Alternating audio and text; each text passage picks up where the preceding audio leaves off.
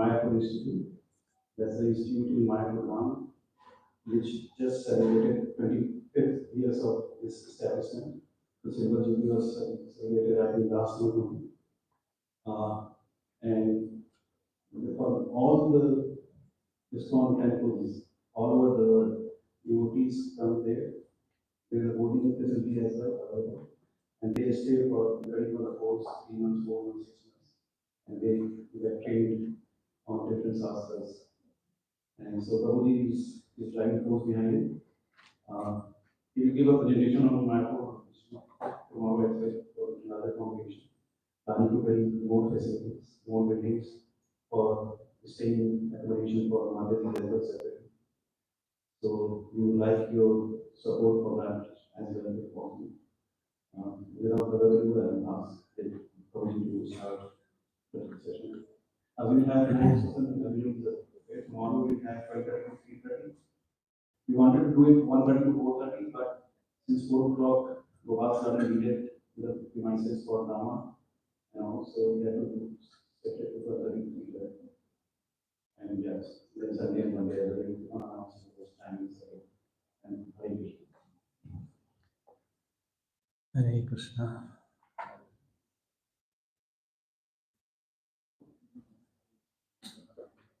अच्छा प्रभु जी मुझे मोबाइल लाने में भूल गया, थोड़ा टाइम देखने के लिए कुछ चाहिए। हाँ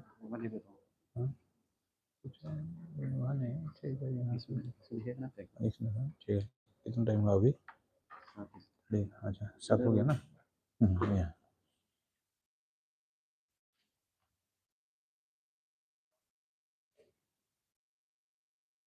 करताल है, करताल।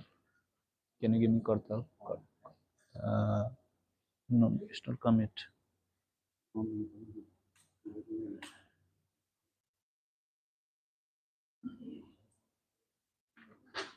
ठीक है तो छोड़ दीजिए, करताल दीजिए प्रभु, करताल।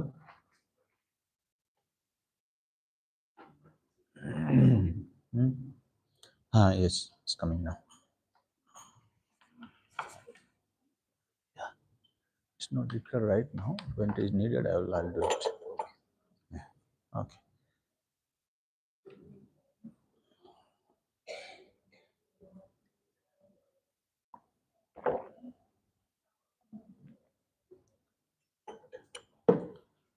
So you should chant kirtan to begin with. Then we will start. Jaya Radha Madhava Jaya Kunja Bihari Jaya Radha Madhava Kunja Bihari Jai Radha Madhava Jai Kunja Bihari Jai Radha Madhava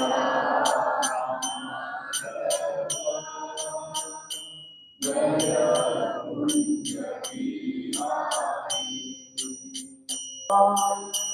Jai Giri Varadhari Jai Giri Varadhari Jai Yashodanandana Jai Braja Janaranjana Jai Yashodanandana Jai Braja Janaranjana Jai Yamuna Tira Vanachari Jai Kunja Bihari Jai Yamuna Tira Vanachari Jai Kunja Bihari Hare Krishna Krishna Krishna Hare Hare Hare Rama Rama Rama Hare Hare Krishna Hare Krishna Krishna Krishna Hare Hare Hare Rama Rama Rama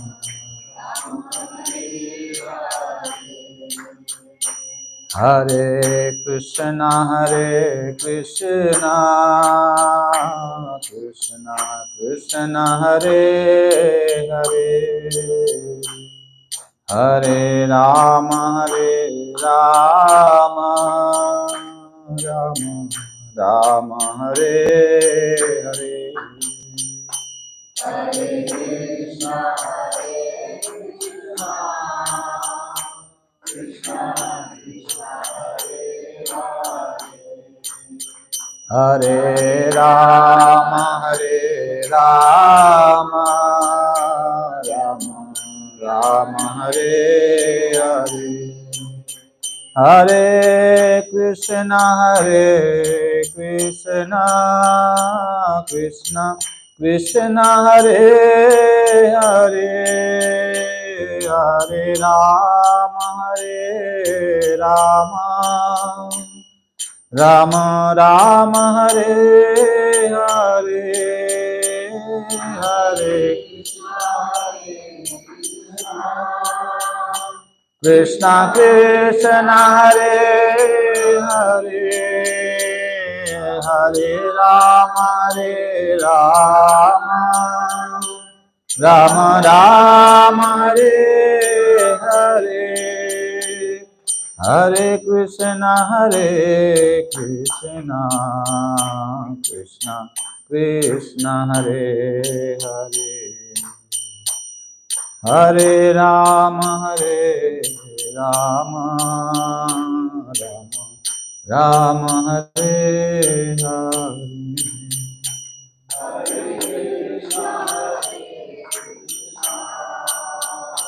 Krishna Krishna Hare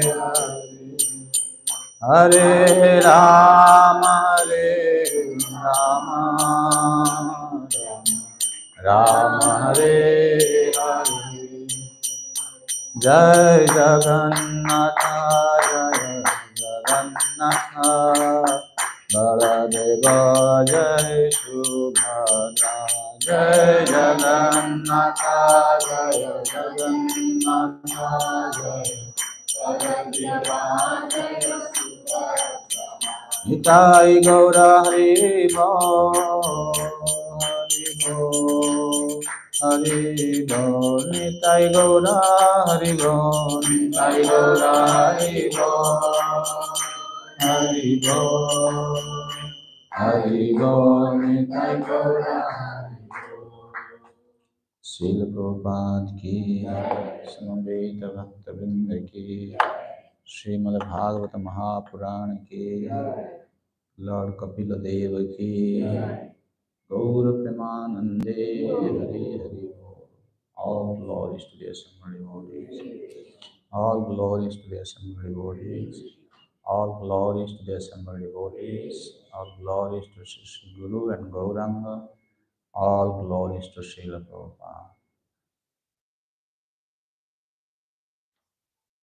Vande Gurun Isha Bhaktan Isham Ishavatarakam Tat Prakasham Shatat Shakti Krishna Chaitanya Sangyakam Namo Vishnupadaya Krishna Pristhaya Bhutale Srimate Bhaktivedanta Swamiti Namine Namaste Saraswati Devi Gauravani Pracharini Nirvishesha Shunyavadi Paschatya Desatarini वंशाकल्पतरोभ्यश्च कृपासिन्धुभ्यैव च पतितानां पावनेभ्यो वैष्णवेभ्यो नमो नमः। नमो महवदन्याय कृष्णप्रेम प्रदायते कृष्णाय कृष्णचैतन्य नाम्ने गौरतिषे नमः। नीलाचलनिवासाय नित्याय परमात्मने बलभद्र सुभद्राभ्यां जगन्नाथाय ते नमः। जगन्नाथ बलभद्र सुभद्रा चक्ररूपिणी दारुब्रह्मा स्वरूपेयं चतुर्धामूर्तये नमः।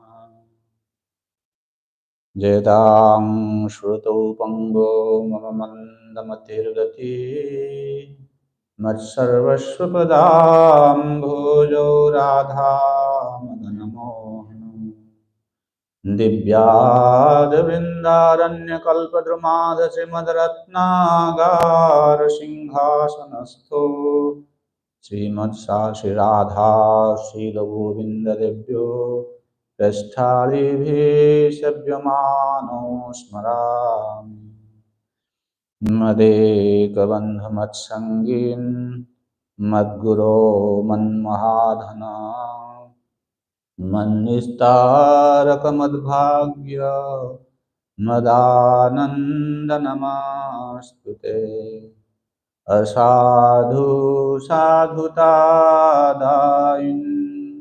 अतीनीचचतारक आनमञ्च कदाचिन्मां प्रेम्णा हृत्कण्ठया स्फुरा। ॐ नमो भगवते वासुदेवाय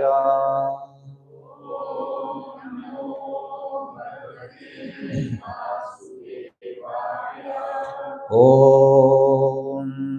नमो भगवते वासुदेवाय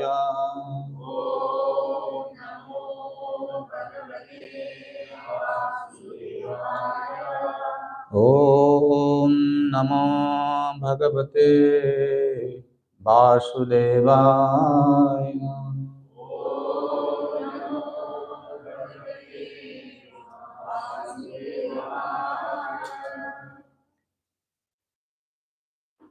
First of all, I would like to express my heartfelt gratitude to His confounder Acharya Sri Bhaktivedanta Swami Prabhupada, by whose mercy we are able to release Krishna consciousness.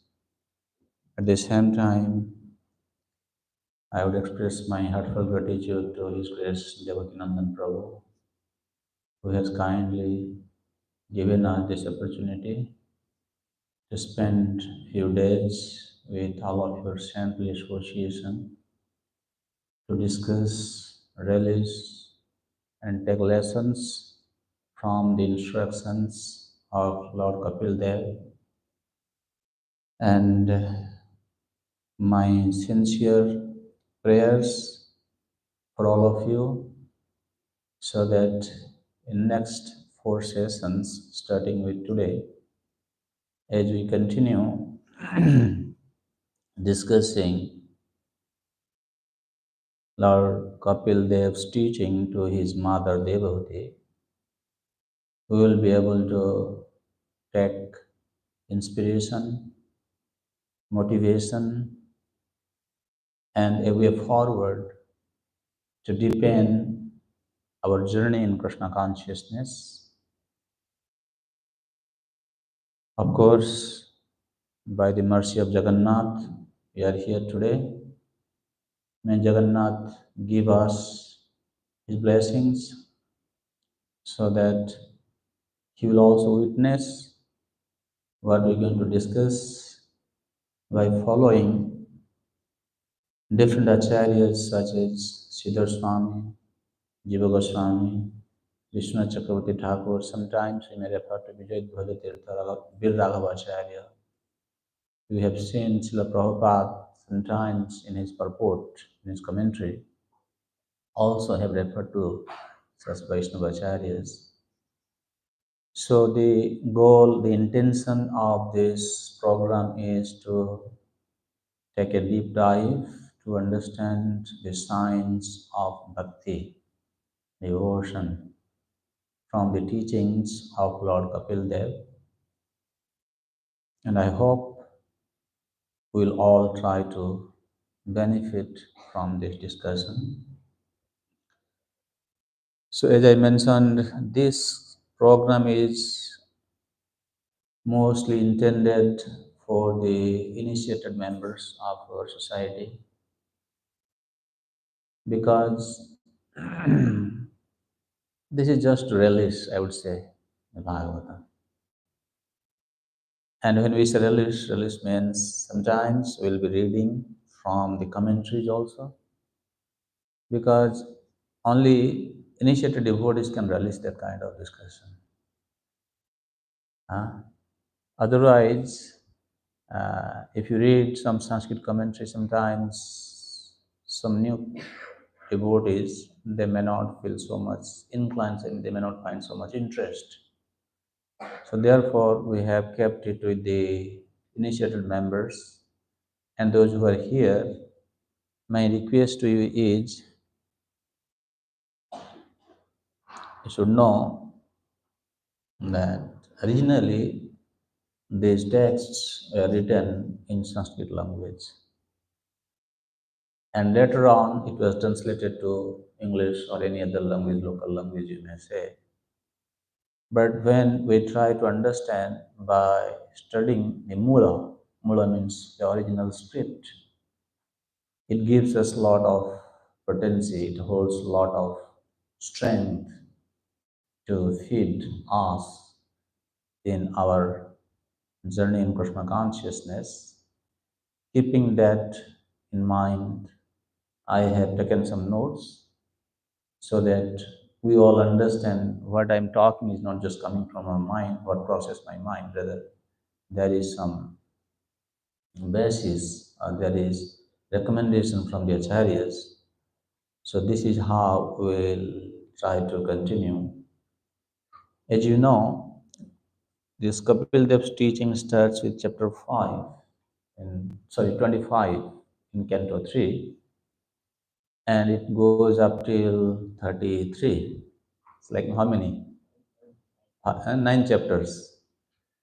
And in these 9 chapters, he has covered a lot of things.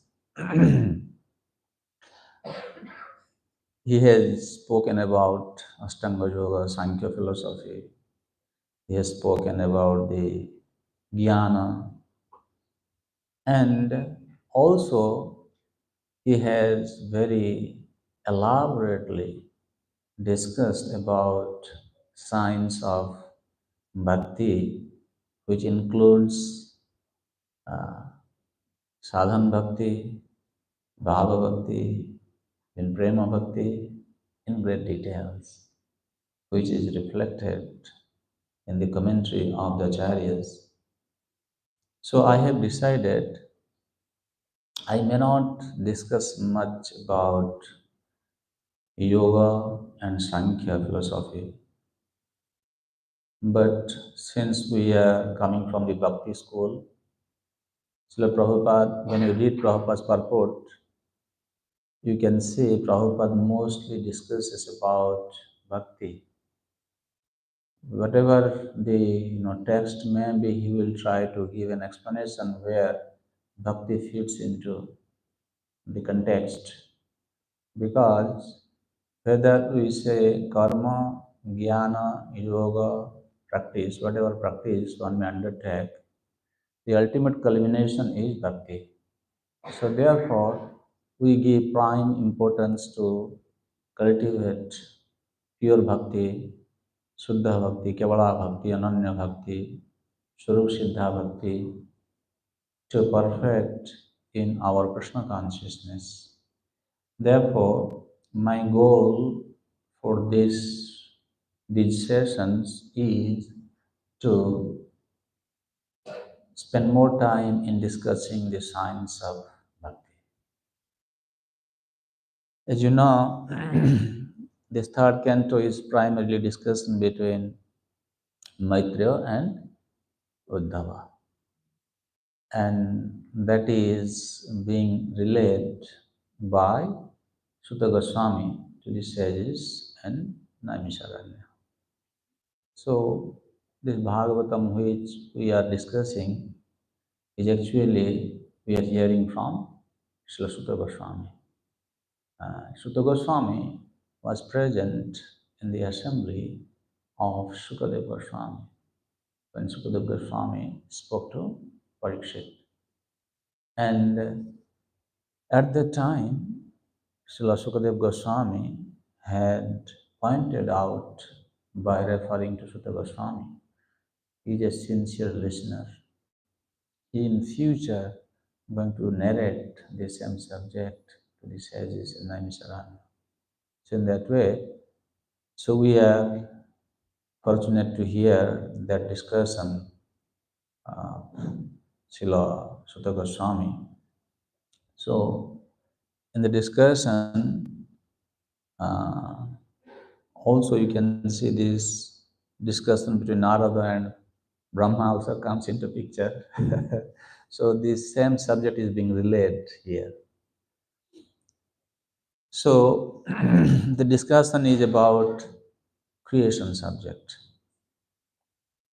And while discussing about the creation, actually Vidura wanted to know about the creation subject from Maitreya Rishi.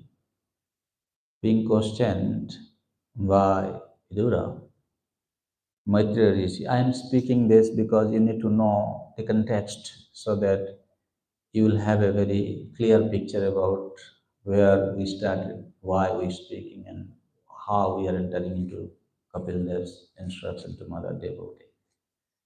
So this is, you can say, an introduction or prelude. We are trying to familiarize you with the subject in the beginning. So being questioned by Vidura, Maitreya Rishi, he speaks that Swayambhuva Manu, he had two sons, Uttanapad and Priyabrat. And he had three daughters, Akuti, Devahuti and Prasuti. Akuti got married to Ruchi Prajapati, gave birth to Dakshina and Lakshana, right? And I'm forgetting the names. And then Devahuti got married to Kardama Rishi, and Prasuti married to Daksha Prajapati.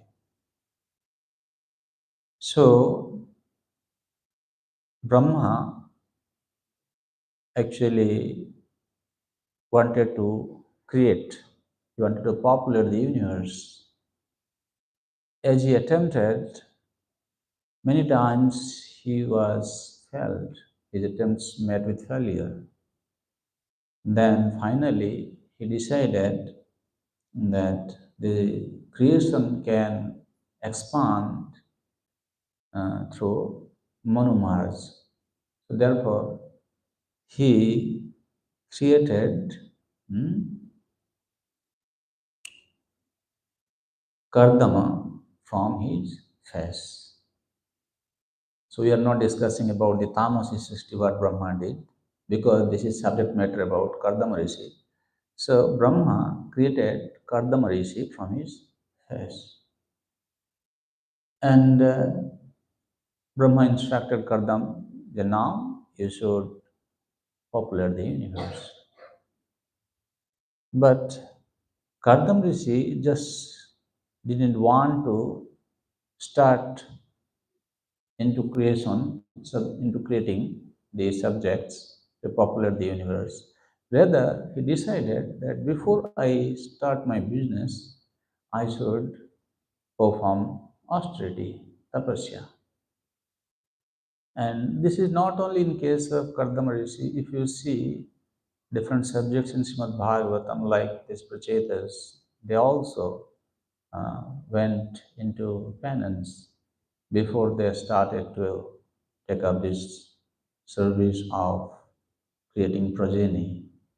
And in our Hindu society, in India especially, I don't know in this part of the world what is happening today, in certain sections of the society, they do follow some sort of practice where the groom, bride, right, man, boy, is asked to kind of go through some kind of austerity for some time, for a little time, and that is also being eradicated nowadays. People don't know the importance of undertaking austerity before they enter into Grahasthashram.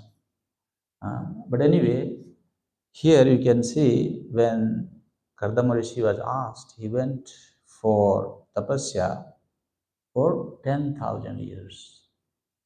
As he went on performing this tapasya, in the beginning of Satyayug, Lord, being pleased with his penance, he appeared before him. And Lord told him, my dear Kardama, I'm very much pleased with your penance, and I know you wanted to become successful in your Grihastha ashram. Therefore, uh, I am going to fulfill your desire. And there's a long conversation, and then in essence, the Lord also told Kardama that, for your deliverance, I will take birth as your son. So Kardama Rishi was very happy, and then he said to Kardama, Lord told Kardama, he said, starting from today, in next 3 days, he said, Porso. After 2 days, third day, Swayambhava Manu with his daughter will come to you.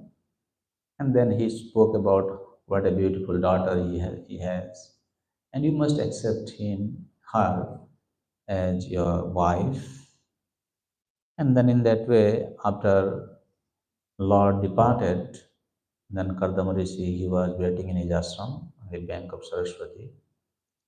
Then on third day, Swayambhava Manu and Saturupa Devi came to meet Kardama Rishi with their daughter, Devhuti. And he accepted the hand of Devhuti. And after that, Swayambhava Manu and Saturupa, they left. And Kardama Rishi was a very powerful saint. By the power of his tapasya, he could create, opulence for their living. So they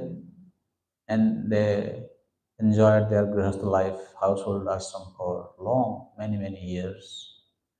And then when time came, Kardama Rishi said that now I have to leave.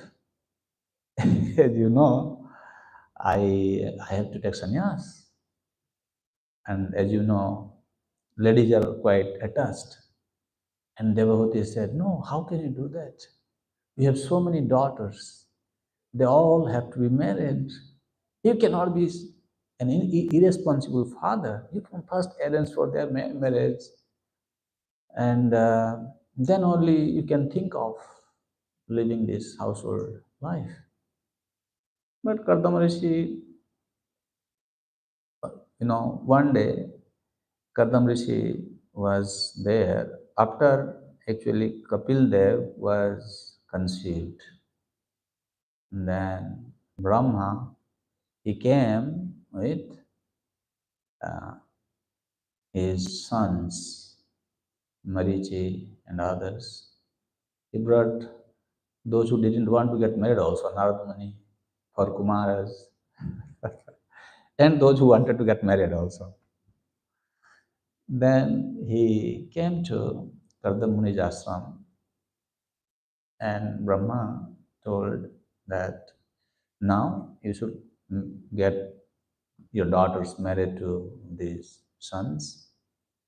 And so Brahma, after following Brahma's instruction, then these different sons of daughters of Brahma, Kardama Rishi got married to Marichi and others.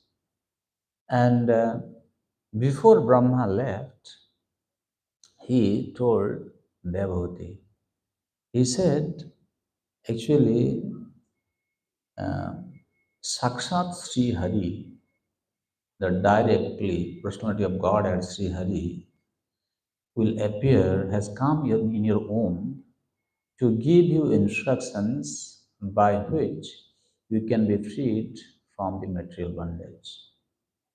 So in this way, uh, Brahma, he left. And then in the meantime, Kapil Dev, he was born. And one day, Kardama Rishi, he approached his son knowing that he is the Supreme Personality of Godhead. And because he had told him, no, when he entered into penance, so Lord said that I'm going to come as your son. So now he knows Kapila is my son, even though he's my son, but he is the Supreme Lord. So he approached him in seclusion. He said,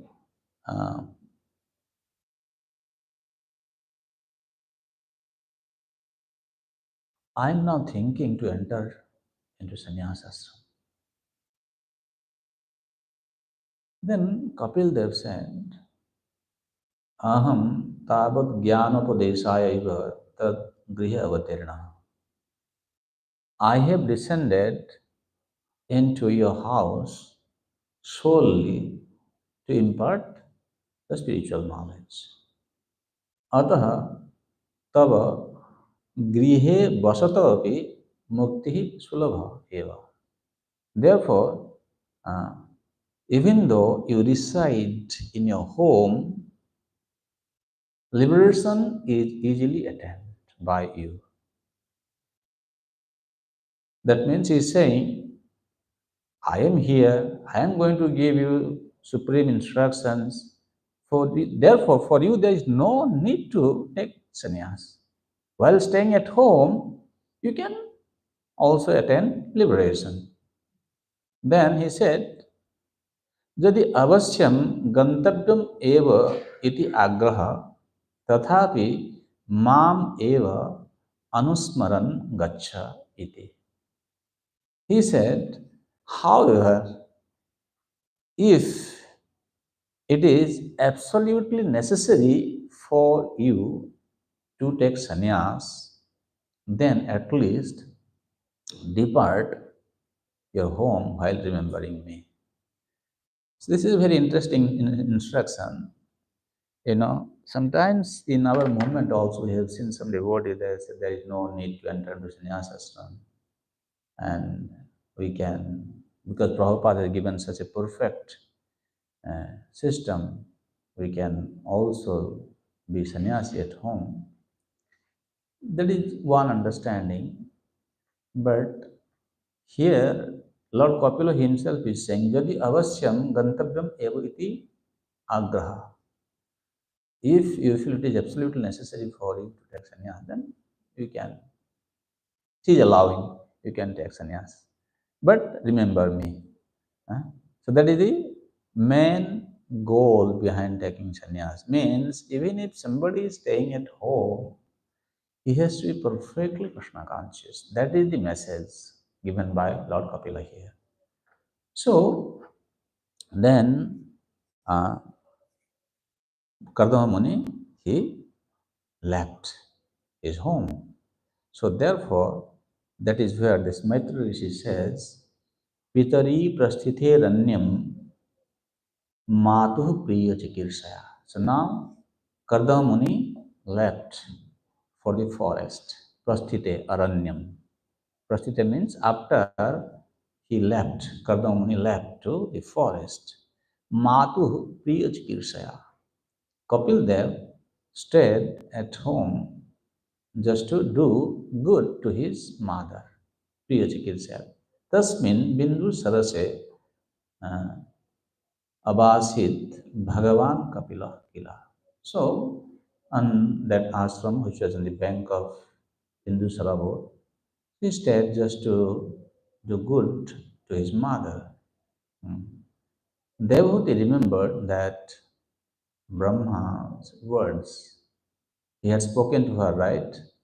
And that Kapila, who has appeared, who has come in your womb, is going to give you instructions and by which you can be liberated. So, remembering uh, Brahma's instruction, now she is alone, right? She is with her son and she knows he is Supreme Lord and her husband has left her. So now she is thinking, I should now do what I am supposed to do. So Devavati, he spoke to her son. He questioned Kapil Dev. And these questions are very, very interesting because anyone who is actually trying to get liberation from the clutches of this material existence, he can attain the liberation just by discussing about these questions or the answers given by Kapil Muni. So, and Devavati, she said, "O my Lord, I am extremely disgusted, Nirvinna, with the thirst for enjoying the objects of the wicked senses. Asatendriya darshanat nirvinna means Devavati is lamenting that after I entered Grihasthashram, I have just simply spent many years in supplying the demands of my weak senses, chasing asat indriya darshana. Therefore, I find myself lost in the darkness of ignorance. That is her realization. She is expressing to her son. Srila Prabhupada, he gives a very interesting comment. He says, here the word asad indriya darshanat is significant. Asad means impermanent, temporary, and indriya means senses. The asat indriya darshanat means from being agitated by the temporarily manifest senses of the material body. That means we should know that beyond these temporary senses are our permanent senses, which are now covered by the material body. Unless one becomes tired of material sense gratification, there is no opportunity to hear transcendental messages from a person like Kapila. Prabhupada says, Devahati expressed that she was tired. Now that her husband had left home, she wanted to get relief by hearing the instructions of her Kapila. So, two things we need to understand. Prabhupada says, beyond these temporary senses are our permanent senses, means currently living entities who are not performing Kevala Bhakti, or you can say Swarup Siddha Bhakti, Ananya Bhakti, where they are still trying to give gratification to the senses, which is sense gratification, material sense gratification. Those senses are temporary. And once one transcends that stage, and he also have the senses, but they are not material contaminated senses. That can be attained by the devotees. For example, if you see Vrindrava Maharaj, right? He left this world with the same body. Do you think he had these material senses? No. He had transcendental senses. And here she is saying that she was tired. She understood that I had gone through the enough of this material enjoyment. Now I don't want anymore. Tasyatam tamasho driyasya dusparashadya paragam सचक्षुर जन्मनाम अन्ते लब्धम में तद अनुग्रहात् तुम में सचक्षु. Actually, Mother Devhuti, she has understood that Kapil Dev being my son, he is not to be counted among any ordinary son. That's why she is saying, Tum me sachakshu. You are my transcendental eye, which I have received by your mercy only. Tad anugrahat. Means she is saying, not that, I by my endeavor have got you as my son. No, you have come to me by your own mercy. And he is saying, Janmanam ante labdha. I have attained you by after many, many births. So you are my knowledge of the I, and you can give me instructions so that I can be freed from this entanglement of the material existence.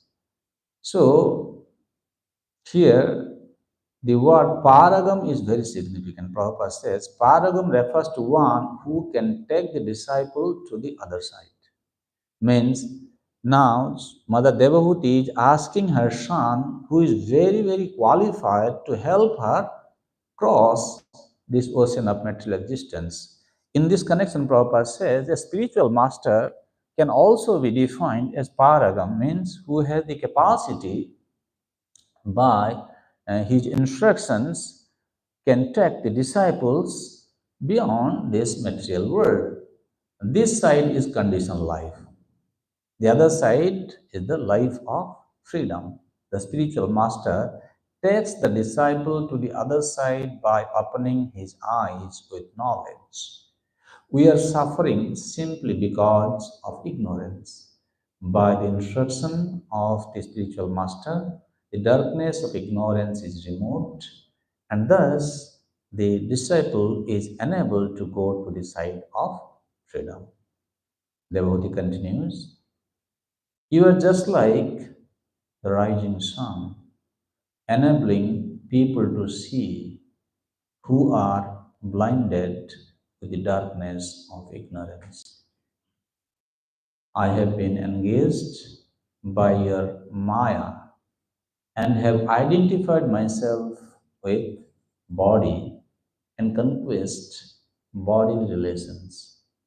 You should dispel my great delusion. Devotee is saying that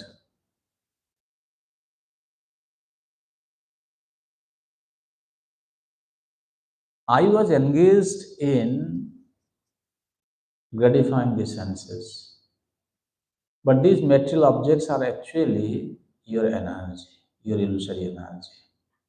So her mood is, since it is your illusory energy, that means it is arranged by you only. It's your energy. You have arranged it. The purpose said, therefore, since the material potency is the Lord's energy, indirectly it is the Lord who gives the facility to forget Him. So if He is giving the facility to forget Him, then who will help us to remember Him? It's His duty, right? So devotee has to have that kind of dependency. That kind of mood has to be cultivated. Devotee therefore said, my engagement in sense gratification was also due to you. Now kindly get me free from this entanglement. So she is saying, sometimes devotee can pray to the Lord also like that. This is a very nice prayer actually. What can I do, my dear Lord? I didn't know. Anyway, this is your energy only. You have put me into this kind of a situation. Now you have to help me how I can get out of this situation. It's a good prayer actually. So the devotee is praying that you have to get me out. Hmm? Srila Prabhupada says, the Lord is merciful. If anyone wants to forget him and enjoy this material world, he gives him full facility. Not directly, but through the agency of his material potency. Not that you just become like a army, oh, this is all your arrangement, no, I am suffering, what to do, so you do whatever. Prabhupada is therefore saying that Lord is very merciful. If anyone wants to forget him and enjoy this material world, he gives him full facility. Choice is ours. If we decide, then we'll say, all right, take this facility and enjoy. But that will be indirectly given to you.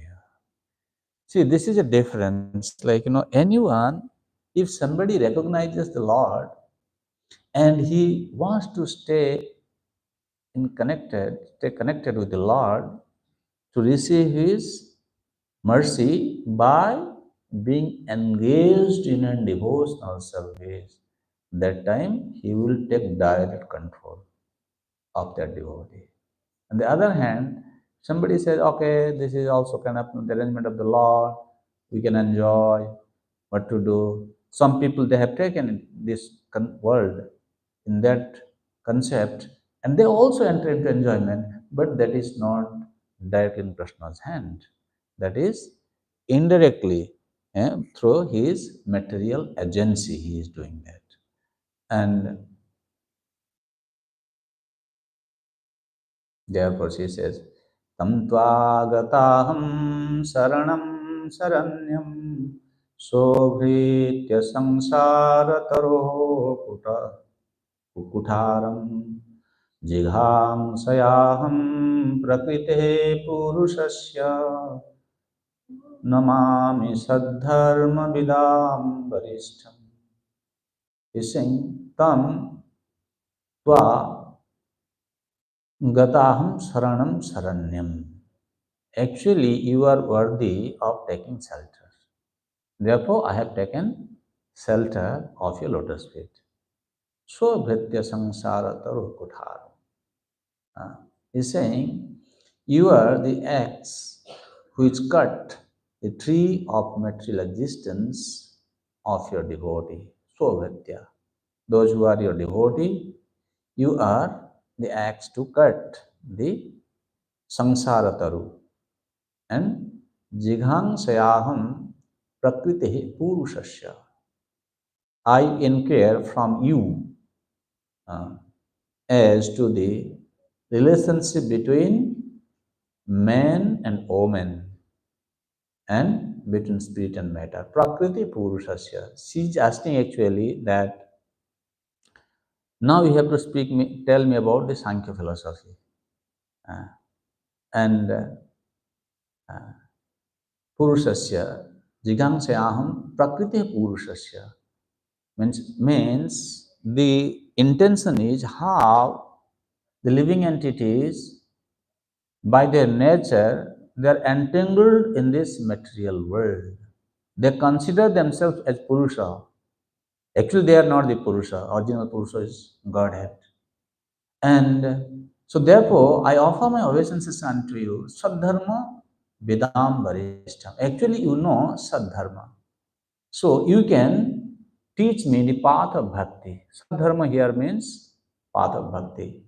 So, if you can teach me, then only I will be freed from the samsara chakra. So, Prabhupada, he writes, the Lord is also described here as Sadharma Vidam Varishtam. This indicates that of all transcendental occupations, the best occupation is eternal loving service unto the personality of Godhead. Dharma is sometimes translated as religion, but that is not exactly the meaning. Dharma actually means that which one cannot give up, that which is inseparable from oneself.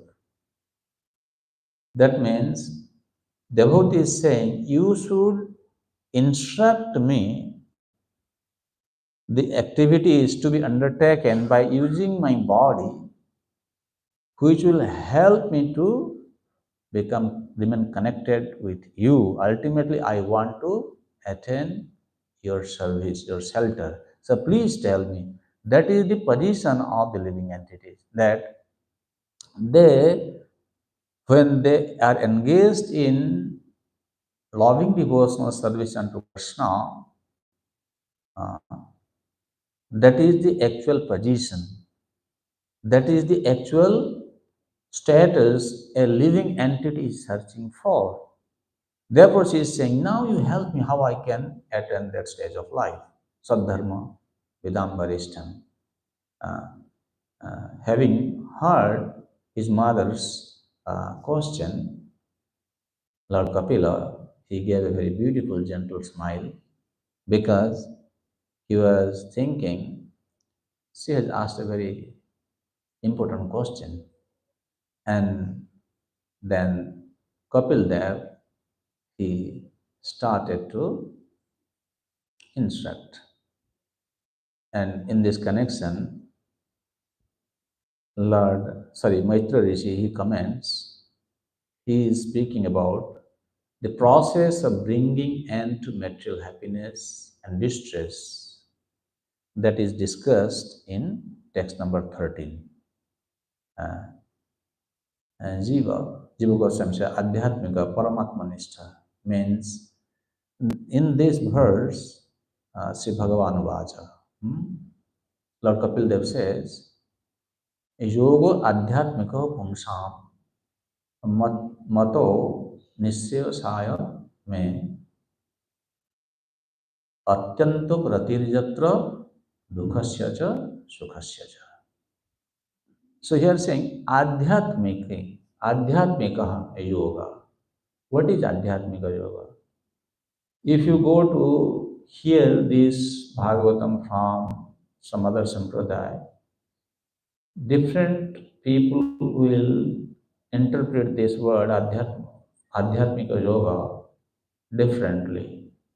But in our sampradaya, the acharyas, they have explained. For example, Jiva Goswami, he said, Adhyatmika yoga means Paramatmanistha, which you can say those who perform Ashtanga yoga, they have this process how by following yama, niyama, asana, pranayama, pratyahara, dhyana, dharana, samadhi.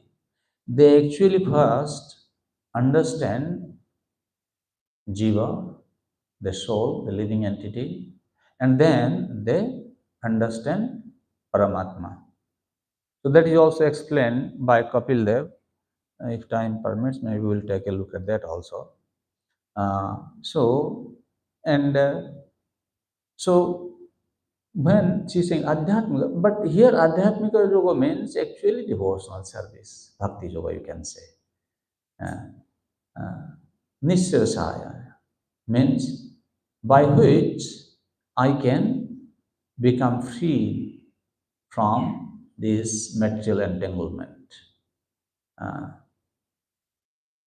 Tatra, Vishnu Chakravarti Thakur says, Tatra bhakti pakshe nishreyasam ananusangitam phalam yatra yogi sati sangsarikasya dukkhamaya dukkhasya sukhasya cha unmulanam. That means this Adhyatmika yoga has to be understood from a context by performing which the dukkha and sukha, happiness and distress, both will be completely eradicated. That is to be understood as Adhyatma Yoga, means that is Ananusangita Phalam. That is not the actually desired goal. Some people, they undertake certain religious practices just to become free from the distress, right? If you say, is that that is the what is that? If somebody says that the goal of undertaking some religious practices is to bring an end to our suffering, is that the Adhyatmika Yoga? That is not Adhyatmika Yoga. Actually, that is not the goal of Adhyatmika Yoga. Ananusangitam phalam, Vishwanath Chakravarti Thakur said. That's a byproduct actually. When somebody undertakes Adhyatmika Yoga, this getting relief from the suffering, distress, and being happy is automatically attained. But the goal is something else. That is what means Adhyatmika Yoga. Then, what is that? That is actually Ananya Bhakti, which we'll discuss. So, it must be understood that Bhakti is the ascertained path for the ultimate benefit. By the performance of Bhakti Yoga, there will be complete cessation of pain as well as pleasure. Atyanta pratir yatra dukhasya cha sukhasya cha. That means, again, this is a byproduct. Therefore, he says, tam imam te pravakshami yo avocham puranaghe rishinam srotukamanam yogam sarvanga naipunam. Yoga sarvanga naipunam. He says, I shall now explain to you the system which I explained to the great sages who are eager to hear. And this Yoga Sarvanga Naipunam, Vidragavacharya says, Tam imam Atma Yoga Guruvir Bahuvir Angai Samadmadivir Naipunam Jatha Bhavati Tatha Tetubhyam Pravakshyami. That is one understanding. The Yoga Sarvanga Naipunam means here some who follow the path of jnana. What do they do? That is, they take to the process of sama, dhamma, and other complementary observances.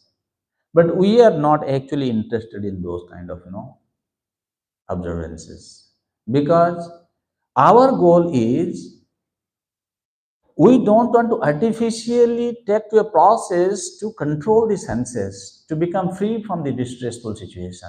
Therefore, our goal is different. Our practices are different. So here he says, Yogam Sarvanga Naipanam. Now this is explained in text number 15, that Cheta Khalvasya Bandhaya Muktaye Chatmana Matam.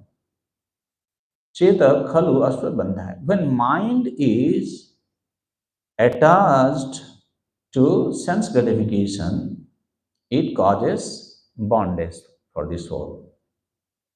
Gunesu Saktam Bandhaya. Again, same thing. Here, Gunesu means sense objects. When mind is attached to the sense objects, it creates bondage. And Ratamba Pumsi Muktaye.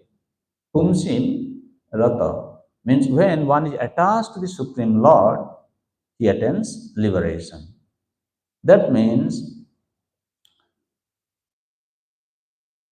the yoga becomes efficacious when consciousness is controlled. Means when consciousness is fixed to the Supreme Personality of Godhead, that causes liberation. That means those practices which allows one to get one's consciousness fixed onto the personality of Godhead, that is Adhyatmika Yoga. That is Yoga Sarvanga Naipunam. And what is that? Now we need to understand, when consciousness and mind is controlled, that brings success in yoga. Now, Kapil Dev is going to explain. When consciousness and mind is controlled, that brings success in yoga. So we are discussing about that yoga sarvanga naipunam, that devotional service which has to be practiced thoroughly. What it is? That means the consciousness and mind should be fully controlled, which is the essential component of such yoga practice. In one way, you can say that those who practice Ashtanga Yoga or Jnana Yoga, for them it is very, very essential. Therefore, Lord Kapila is saying, Aham mamabhimanotthai kama lobha divirmalahi vitam yada mana shuddham aduksham asukham samam. When mind is cleansed of impurities, like lust, avarice, etc. Kama lobha divirmalahi manah shuddham. And where from this lust and lobha arise? Is saying aham mama abhimanatthai. It is born of I-ness and my-ness, right? When the mind is cleansed of these two contaminations, aham and mama abhimana, the concept of I-ness and my-ness. What is I-ness and my-ness? I means I am this body, I have to eat this, I have to take this, whatever is kind of for me. And mine means my house, my children, my son, my car, my wife, my husband, whatever you can say, okay? Mine, whatever belongs to me. So, these are all, you can say, the impurity of consciousness or mind, okay? When mind is cleansed of these impurities, actually these I-ness and minus impurities giving rise to lobha and kama. You should know this, okay? It becomes pure, free from pleasure and pain, and is perfectly tranquil in balanced state, samam. How do you understand consciousness and mind is controlled? Pure mind is the indication of controlled consciousness and mind. That means, what is the indication that mind is pure? When mind becomes pure, or you can say when the mind becomes cleansed of impurities like lust and lobha, avarice, born of ahankar, it becomes pure. That means remains non-responsive to pleasure and pain. This is the key term you try to understand. How do you understand that my mind is pure or not? I am not identifying with the pleasure and pain. So, uh, I don't know how many of us have that kind of, have attained that stage yet, that I am non-responsive to pleasure and pain. When we have attained that stage, then you can say, my mind is pure. But again, by discussing this, we are not prompting you to become a kind of, concentrate so much how I can remain indifferent to the experiences of pain and pleasure. Then you are trying to follow the path of Jnana Marga actually, struggling with your mind, your consciousness. No, the mind will automatically remain pure when you are in contact with the Supreme Pure Entity. That means when you are chanting, you are chanting means your mind is pure. You are reading Bhagavatam means your mind is pure. You are taking prasadam means mind is pure, provided not looking into the mobile phone at that time. Taking prasadam, scrolling the mobile screen. No, mind is contaminated. When you chant with your mind. When you read with your mind. When you honor prasadam, you honor prasadam with your mind. Your mind is pure actually. You don't require a big definition how mind will remain pure. Therefore, every activity in Krishna consciousness, when we undertake, we must ensure that we are there, means our mind, our consciousness is there. Then automatically you are pure. Okay? Then he continued,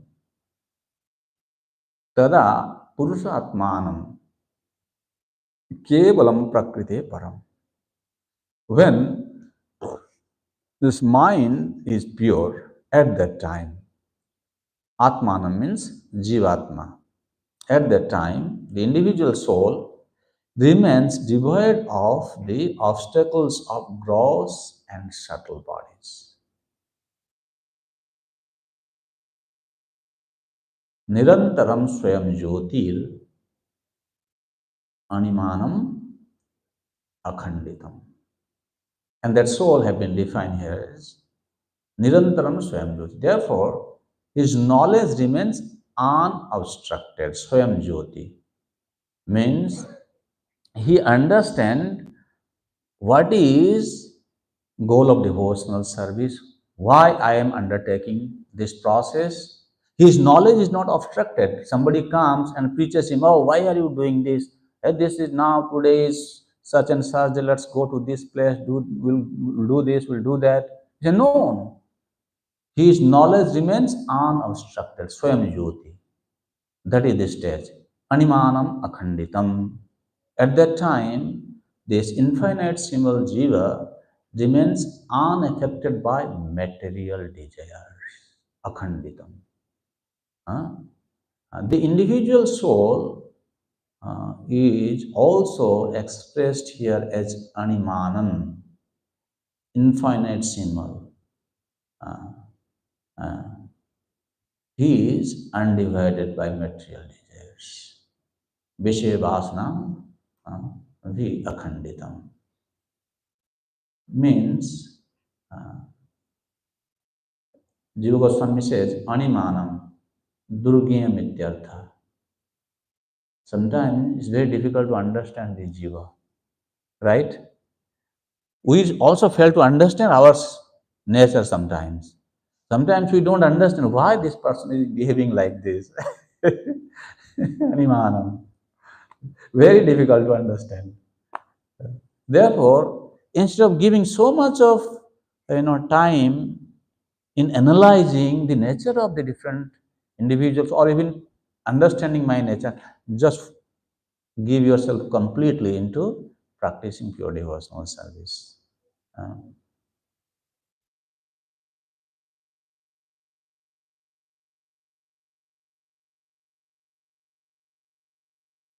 Actually, those, according to Vijayadhvaja Tirtha, when one's mind becomes completely pure, he sees himself as a representative of Lord Hari.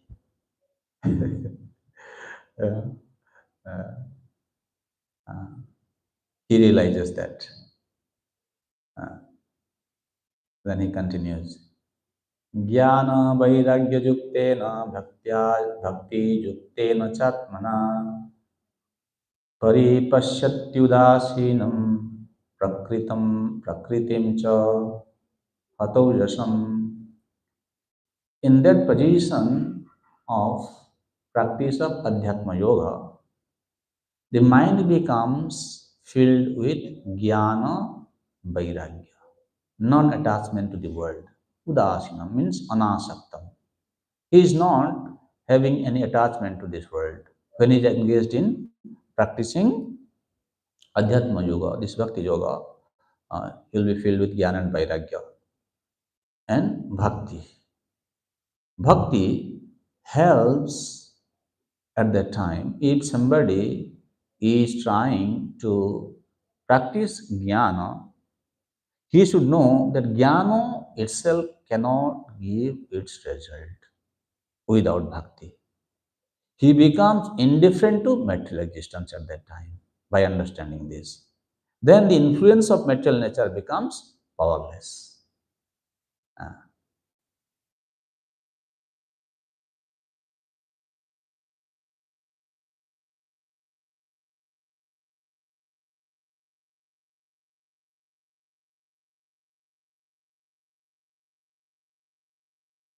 That means bhakti is the core sadhana for the purification of the mind. That is what he is saying.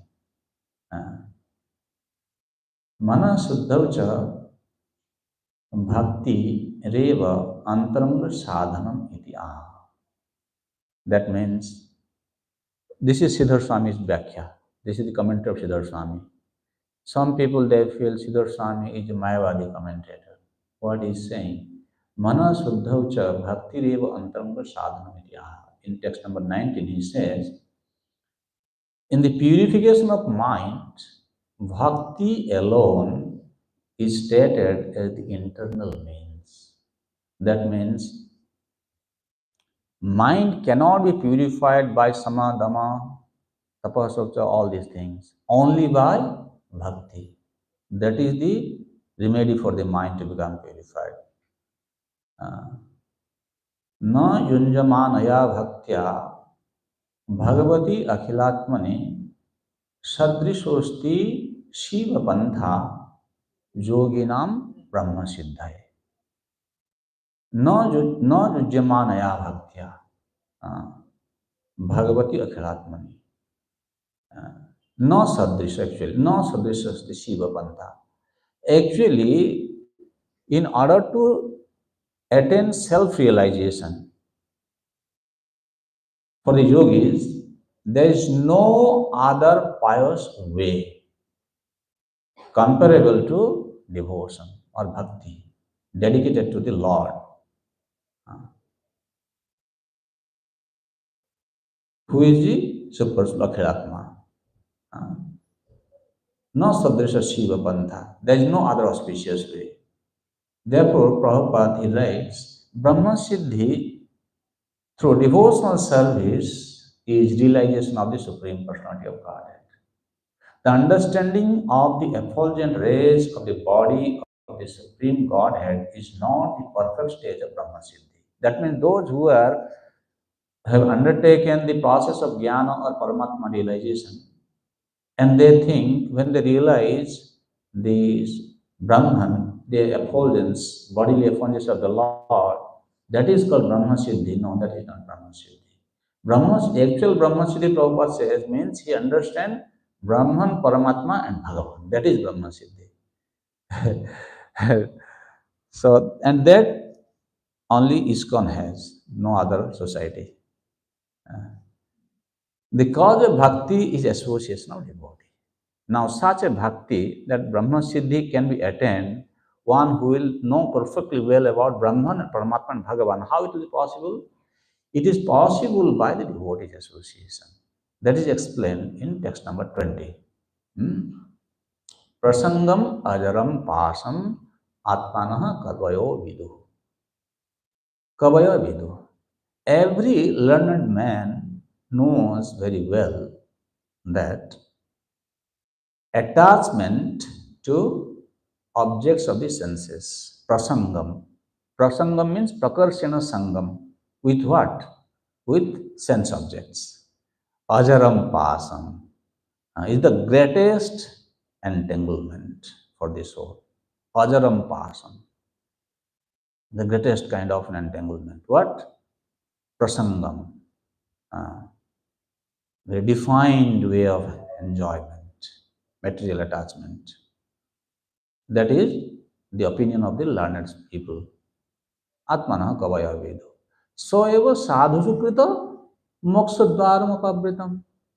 So one way, when somebody is taking so much interest in attaching himself with the material objects, that is creating bondage. If same kind of attachment is directed towards sadhu, so eva sadhu sukrita. That same attachment, when applied to the self-realized devotees here sadhu, then moksha pampatam, that opens the door to liberation. Garun Puran, it says, Loho daru moye pase puman baddha vimuchyate. Putra, putra dara moye pase puman baddha no muchyate. So one type of bandhana, one type of entanglement can be, up and up. One can become freed from one type of bandha, entanglement. But another type of entanglement is very difficult. It's not loho daru moya pasai. The chain, maybe iron chain, or sometimes the animals are tied with a wood, right? He's saying a man bound by chain of iron or wood can be freed. Putra dara may pasai. But a man bound by the ties of attachment to wife and children is not easily liberated. This is not my words, okay? Please don't misunderstand. See, this is how when we hear this, why we are saying this? Not that we don't like Grihastha ashram, or we don't like our children, we don't want to have relationship with our wife. Not the fact. This is the reality of life actually. Very difficult to cut off that tie of that affectionate tie. Therefore, without being an Ananya Bhakta, we will not be able to realize this.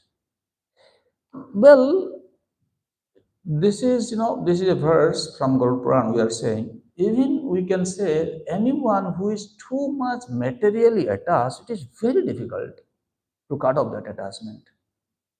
Unless we take seriously to the practice of pure devotional service.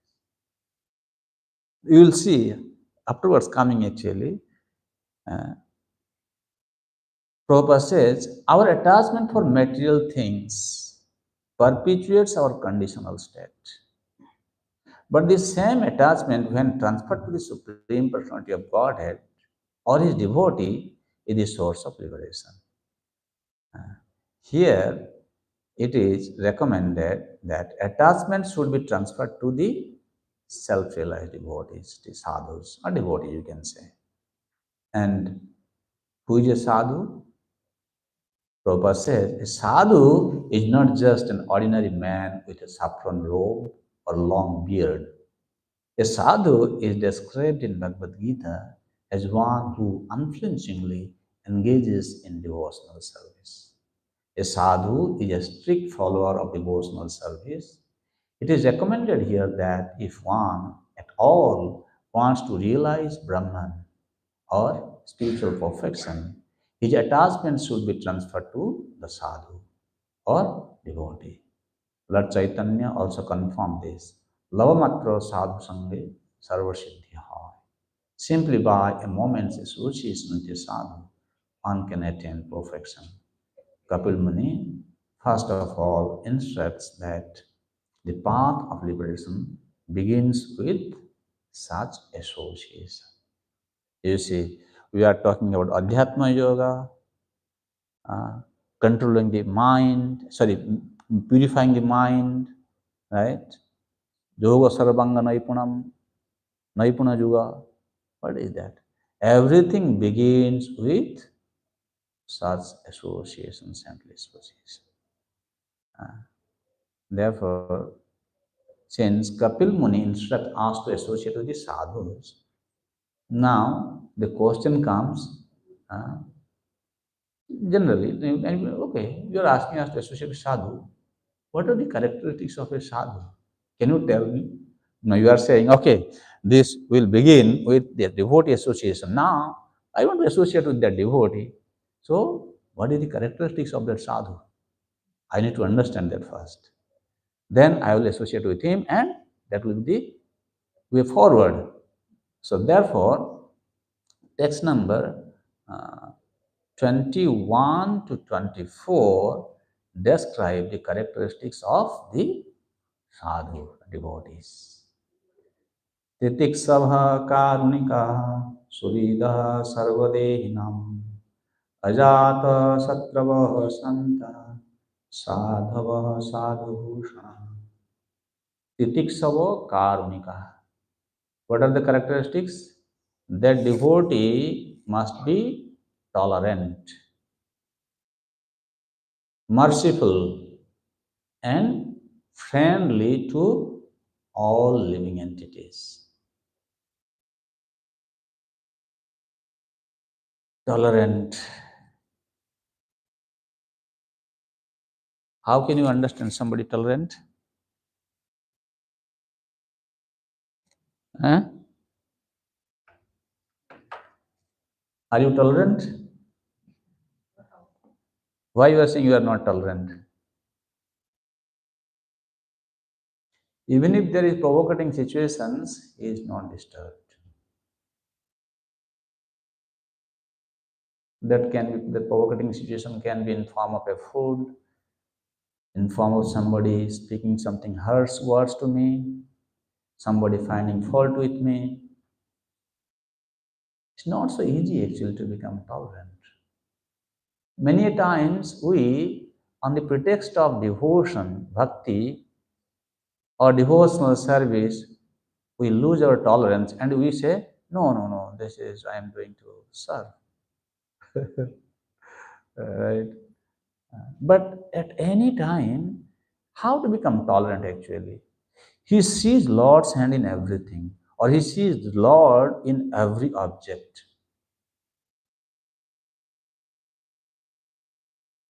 This is the arrangement of the Lord. If he so desires, let it be.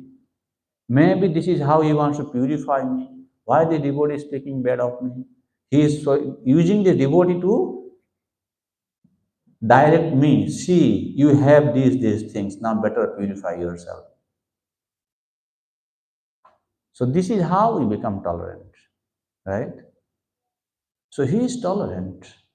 He is very merciful and friendly to all living entities. Means he is always desirous to distribute Prabhupada's books. He knows by my endeavor I cannot help anyone. But if I can distribute Prabhupada's books, I can help somebody. He is friendly, he is very merciful. And then he says further the characteristics of a sadhu we should seek association. Ajata satrava santa sadhava sadhu. He has no enemies, ajata satra, and he is very peaceful. He sadhava means he abides by the scriptures. Straightforward, you can say. Straightforward means he doesn't try to give any interpretation to any Vedic text. He accepts it as it is. Okay? He is called sadhu and sadhu bhushana. He regards good character as their ornament. Here, Ajata Satru, Vijayadhvaja Tirtha says, who are the enemies of passions like kama, lobha, etc. His Satru is not taken birth, right? That means he is actually enemy to this kama and lobha. Means kama and lobha cannot appear before them. A very interesting, angle to see. Who is Ajata Satru? Means kama and lobha is not born to him. Cannot exist actually before him. He is Ajata Satru. Okay? Santa means he is a steadfast devotee of Krishna, Narayana, Rama, you can say also. And Jiva Goswami says, if he is a jnani, then he should be sama, dhamma, following. Means he has controlled internal senses, external senses. He is called Santa, peaceful.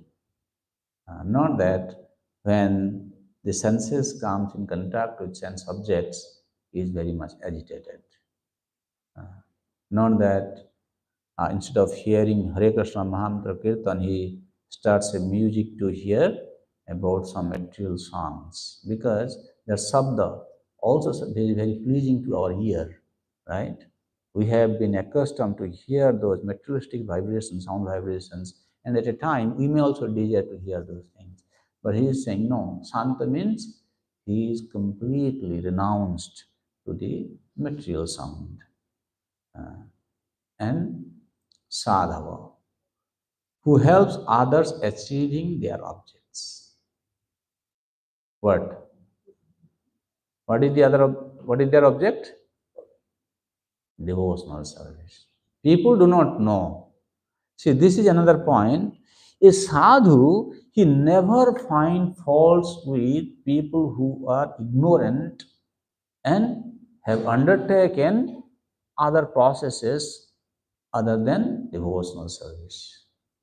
But he will talk to them in such a way that wherever they may be, he will try to connect them with devotional service. That's why he is a sadhu who helps others achieving their objects. Living entity is actually desiring to connect with Krishna. That is his actually goal. That is his objective. But he does not know. Therefore, he is actually searching for Krishna. You believe me? All the people in the Singapore city, you go out, they're actually searching after Krishna. How do you say this? Sumesh Prabhu? They're looking for pleasure. And that not just an ordinary pleasure, eternal pleasure. Therefore, they're not satisfied with getting something which is giving them temporary pleasure. Then when it is gone, they're searching for another object to get the same pleasure. That means they are searching after Nitya Sukha, eternal happiness. What is eternal happiness? Krishna. Isn't it? Anandam Buddhivardhanam Pradivadam. Krishna's name. So actually people are searching after Krishna. He knows they are searching for him. That's why they are not satisfied with what they gain temporarily to remain satisfied. Did you understand this philosophy in a very clear way we are speaking? Then therefore we are confirming that all these people in Singapore who are working and going to so many shopping malls, whatever they are doing, they're actually searching after Krishna. Now your duty is to help them to find their object. Therefore, a devotee never tries to go to shopping mall just to, maybe he's going there, okay, sometimes he needs to buy something, but if he finds some opportunity, we'll try to talk to some people how we can connect them with Krishna.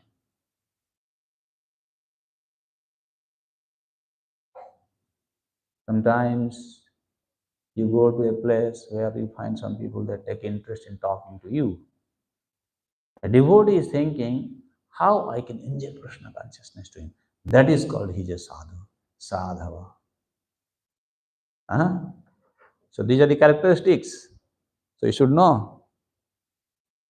Sadhu Bhushana. Sadhu Bhushana means he regards good character as their ornament, or Sadhu Bhushana, to whom devotion to God is an ornament. How do you like this explanation?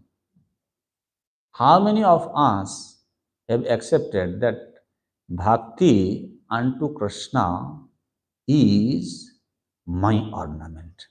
Who is not ready to accept other ornaments, but he is thinking, if I am engaged in Krishna's service, that is my ornament.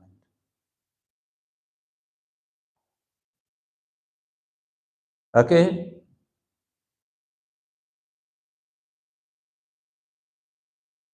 Another explanation. They are actually sadhus. They regard other sadhus highly, like ornament. Means when you buy maybe a diamond jewelry, You keep it so carefully, right? No thief should take it away. And it should be, nobody should know. But when it is necessary, then I can use it, right? You are very careful or protective about keeping that ornament. Similarly, when he finds that he is a sadhu, oh, he is that kind of sadhu, he actually treats him like an ornament, very protective about him, taking care of him.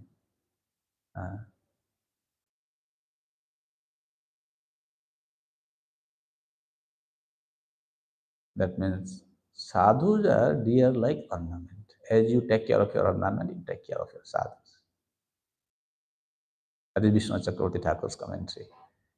To whom sadhus are dear as ornaments.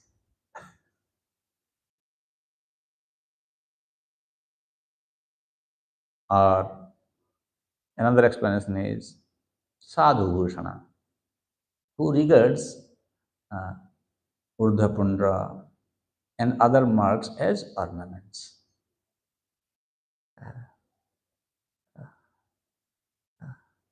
Instead of decorating the body with other things, after coming back from work to home, at evening time you take bath, then you put the ornament. You don't think, oh, now I am at home. If I go to center only, I'll put tilak. Right? No, this is your ornament. You should wear these ornaments, right? All the time. You cannot wear gold ornament all the time. They're very heavy also sometimes, very difficult. But this ornament is very light, very, very beautiful. Sadhu, sadhu. These are the characteristics. Okay? Are you getting me? Yes? Okay. So this is the Swarupa Lakshana. These are the Swarupa Lakshana. Okay. Now, Swarupa Lakshana is being discussed in text number 22. Sorry. Yeah. The principal qualities, Swarupa Lakshana. Mai ananya bhavena bhaktim kurvanti jadvadha. That is Swarupa Lakshana of the sadhu. Such a sadhu engages in staunch devotional service to the Lord without deviation. Ananya bhavena. Dudham bhaktim kurvanti. Staunch devotion means he knows I have to do Mangalarti this time and this time. He is making his plan when he should take rest, what he should eat, ready. Okay. Today I have to go to cook. Means at any cost I have to go to the center to cook Rajbhog for Jagannath. He is not trying to see, oh, maybe today is difficult. Okay, Ram Prabhu, can you come to cook for me? No, I'm sorry, Prabhu, I'm very busy today. No, he is not doing. Then that is not Ananya Bhavana Dudha Bhakti Kurvanti. Ananya Bhavana Dudha Bhakti Kurvanti means he will keep aside all other engagements, but he will keep this as a priority. No, today only one day. Just imagine you are getting opportunity to cook for Jagannath only once in a week. Why don't you see that? Other work can wait. If you don't cook that day for Jagannath, your opportunity is gone. One day you lost it. Mai ananya bhavena bhakti kurvanti jadradham. Right? Okay, I get one day opportunity to do arati for Jagannath. I will definitely ensure that all my other engagements are centered around this engagement. If any other services, any other family or social engagement is coming during that time, I will ensure that it is not interfering with my service to go to Dwarti for Jagannath. Mai ananya bhavena bhaktim kurvanti jadvadham. How do you define that you are engaged in ananya dradha bhakti? This is intensified devotional service. No compromise. And then mat krite Tyakta karmana. You see, for my sake, they have abandoned all other varieties of activities. Krishna says, no, sarva dharman parityajya mam ekam saranam vraja. He is demanding. Your Krishna is very demanding, you know. We cannot become Krishna's devotee. Baba, he said, no other engagement, only, him. So demanding. Yes, that is Swarupa Lakshana Bhakti. And then, Tyakta Swadana Bandhava. For Krishna's sake, they leave their friends and relatives. Are you ready? One who has already, then you should seek association of such a devotee. That is what it is said. That is why we are discussing. It's not that we are not there, or who is there. Now let us find out. Then we should try to come close to them. So Vishnu Chakravarti Thakur says, Ananya indicates that no other object of worship, such as Brahma or Shiva, is comparable. Sometimes these people, here also, right, Lord Shiva. Shiva is a very interesting character for the people of this Kali Yuga. They don't understand who is Lord Shiva.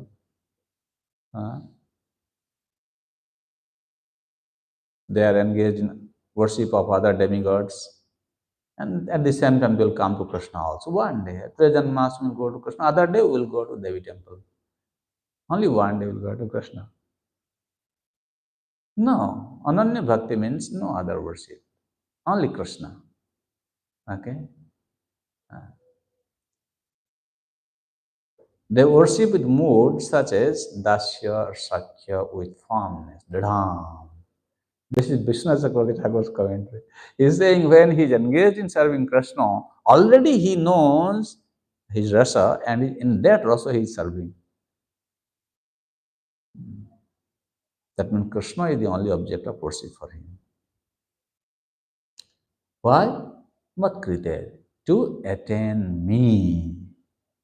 He is engaged in serving me in that way. They give up other actions, like Krishna says, for the sarva dharman parityajya. Tyakta swadana bandhava. Here it is said, Je daragar putrapta pranam vittam imam param hitva mam saranam jataha katham tam tyaktum utsahe. Why we are saying this, that you have to matkriti tyakta karmana tyakta swadana bandhava. Krishna, you are saying for your sake, I'll give up all other engagements, I'll give up my friends, relatives. What you will do for me? Huh? If you ask this question, hitva mam saranam jata. If you are taking up this process that for my sake you are giving up your home, wives, children, relatives, your riches, just for me, then what happens? He is saying, how can I give up such a devotee at any time? I cannot give up such a devotee at any time. Hittamam saranam jata. After giving up all this, he has come and taken shelter of me. Katham tam tyaktumutsahe. No, I cannot give up on him. This is what Krishna is saying. Not that he is asking you to just give up. He is saying, okay, once you give up means I accept you. I will never separate you from me. So that is how, that kind of sadhu, then you should associate with him. Okay? Madasraya katha amrishta sunnanti kathayanti cha tapanti vividhastapa naitan madgata chetasah. Engrossed constantly in chanting and hearing about me. Madasraya kathamrishta sunvanti kathayanti cha. Always means whenever they get little time, they are chanting. We don't have that kind of quality, right? That if I have some free time, either chanting or reading, do I do? No, I don't do. Who is doing that? Oh, now I need to associate with him. Okay? Madhasraya, always they are under the shelter of the Supreme Lord. They don't, spend even a single moment without engaging themselves in devotional service in form of Sravanam, Kirtanam, etc. Huh? The Supreme Personality of Godhead. The sadhus do not suffer from material miseries because they are always filled with thoughts of my pastimes and activities. That means it's not that the devotees in this material world they don't face with difficult situations. No, even if they face with difficult situations, it doesn't affect them so much actually. I know one devotee family in USA. Mother is devotee, Prabhu is not a devotee. Now they had a very, very sweet daughter actually, very intelligent daughter. She was very, very, very good. And she was, I think, 12 years old. She left her body. And she had some disease actually. And then mother could overcome the situation very quickly. Father could not work for several years. He was a very successful man also. He was working in a very big company, reputed company, with very high salary. And they found this man is useless now. Who was like, given so much of responsibility in the company. Company found he has become now useless. And he also stopped. And after that, he could not work for many years. This is attachment. Yeah. So, but for devotees, when how they do that? Because when they are chanting, they are hearing Krishna's pastime, you do not know. It is automatically working from within. Sometimes, oh, Prabhu, doesn't happen anything. I don't realize, what to do. No, don't think of anything. Because this is like a medicine actually. When you take medicine, you don't realize how it is working in your body, right? But after some time, you see disease is gone. Similarly, this attachment to these material things will automatically disappear if we are committed to practicing bhakti. The problem is we don't have faith. We don't have so much of commitment. We are not committed, I mean to say, to the practice. Everything we will do when it comes to bhakti practice, okay, it has to be relaxed, Don't take so much stress. No, we need to regulate our life in such a way that it will become an obvious thing for us. If we have that mindset that some or other I have to bring this bhakti practice in my life as a general way of life, means at any time I can be, I can adjust my life with devotional service. If I don't get something to eat which is not offered to Lord, I will not get disturbed. I'll not eat. So the day when he doesn't get something, maybe he's traveling, he's not disturbed. Not that, oh, what to do, now without food I cannot survive. Okay, go and eat. At least it's a vegetarian restaurant. Let's go and eat it there. No, he's not looking for that opportunity. That's why. Madhasraya katham sunanti kathayanti cha tapanti vividhastapa naitan madgata chetasa. Devotees endowed with qualities mentioned in text number 21 and 22 are never afflicted with three material miseries such as Adhyatmika, Adidaivika and Adibhautika, because they are always filled with thoughts of the Lord's pastimes and activities. Or we can also say this, always means, try to understand this, always doesn't mean that, always means satatam, right? Every moment, every second, no. Here you can say means regularly you are doing. You know you have to study Bhagavatam regularly. You don't stop. You do regularly. Find some time, read it. Regularly doing Mangalarti. So this is the meaning of because otherwise in sadhana bhakti platform you cannot define this regularly means always means at every moment. That is a raganuga bhakti. Then how it is applicable to sadhana bhakti? Sadhana bhakti means in regular interval. You don't stop it. Don't today I will do this, tomorrow I will not do it. It will not be possible then. This is where we fail to understand, We continue for some time, then after that we stop. No, that is not good. That is not what Kapil Dev is saying. Is it clear what we are saying?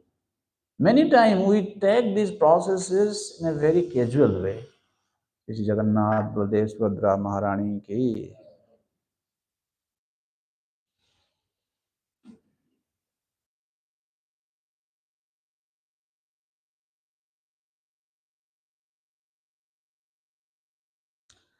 Taking refuge in me, they listen and narrate sweet stories about me, and their minds are fixed on me. Various kinds of troubles such as adhyatma do not affect them. That means, as I was saying, when somebody is regularly committed to practicing bhakti, especially this bhakti angas, what Prabhupada has said on regular uh, manner, then what happens? It will qualify him automatically because these avidyas, these anarthas will automatically go away, disappear. Then he himself will one day be in a very peaceful, calm situation. He will see he is not distracted, he is not disturbed by these desires. There will be no more hankering. This is the proof that I gave that lady, See, husband and wife, daughter, were dear to both of them. After some time, mother was kind of okay. Last year I went, visited. Father was still, he was very down. He would not even meet with his friends. Can you imagine? He will always confine him inside one house, one room. That's it. And sometimes he'll come out to eat, and rest of the day he's only in the room. Mother, she's working, she's doing everything. How is it possible? Isn't it like, you understand this, right? Not that she didn't have a heart for her daughter. No, she was very much attached to her daughter too. She said, Prabhu, I'm okay. I'm able to kind of manage it. This is what it means. Regularly, when you are doing, automatically you will come to the platform that you can transcend the situation. I was thinking maybe create something from Prabhupada's purport. 23rd, right?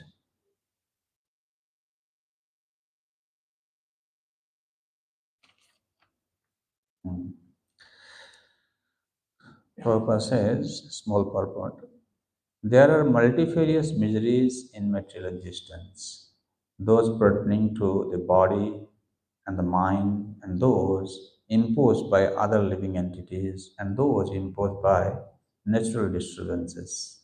But a sadhu is not disturbed by such miserable conditions because his mind is always filled with Krishna consciousness.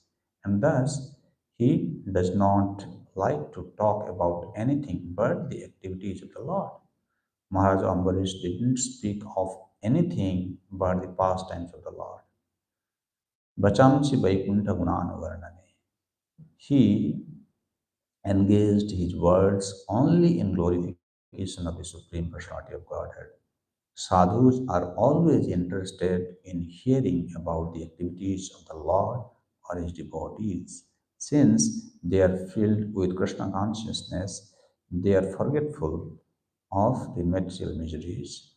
Ordinary conditioned souls being forgetful of the activities of the Lord, are always full of anxieties and material tribulations. One, on the other hand, since the devotees always engage in topics of the Lord, they are forgetful of the miseries of material existence.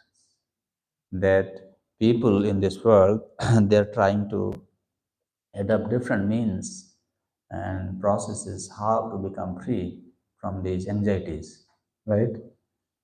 In corporate world, so much courses, so many different courses are given to keep them stress free. This is the best stress free treatment. Every day there should be given some opportunity in the office to hear from Bhagavatam, I can tell you. This is so kind of, innocent, these people, they don't understand. You are spending, so much lakhs and lakhs of rupees to send your people to get trained, and which is going to last for just few days. And again, he's looking for sending them to another kind of, training camp. That is what is going on in the your professional world. But if somehow that they make some arrangement where in the office they all should come together for half an hour, they should sit and either chant or hear some nectarian narrations from Srimad Bhagavatam. Automatically, solution is achieved through this process. But we don't know. As Prabhupada is saying, no? Saying, what is he saying? Last sentence, he said, on the other hand, since the devotees always engage in topics of the Lord, they are forgetful of the miseries of material existence. Okay, any question or comment? I think we have little, how long, what is the, how many minutes are there? 10 minutes. Let's take some questions or comments here. You have anything? Did you understand whatever we discussed? First of all, how did you find it? Because they say I am taking it just like a class, okay? Not that I have to sing and make you entertain. This is not an entertaining katha, okay? We want to ensure that you are all initiated devotees. This is helping you to kind of become more serious, understand things properly. Otherwise, why you should? If you want to have entertainment, entertainment is available for all around Singapore, not in Gauranga Center.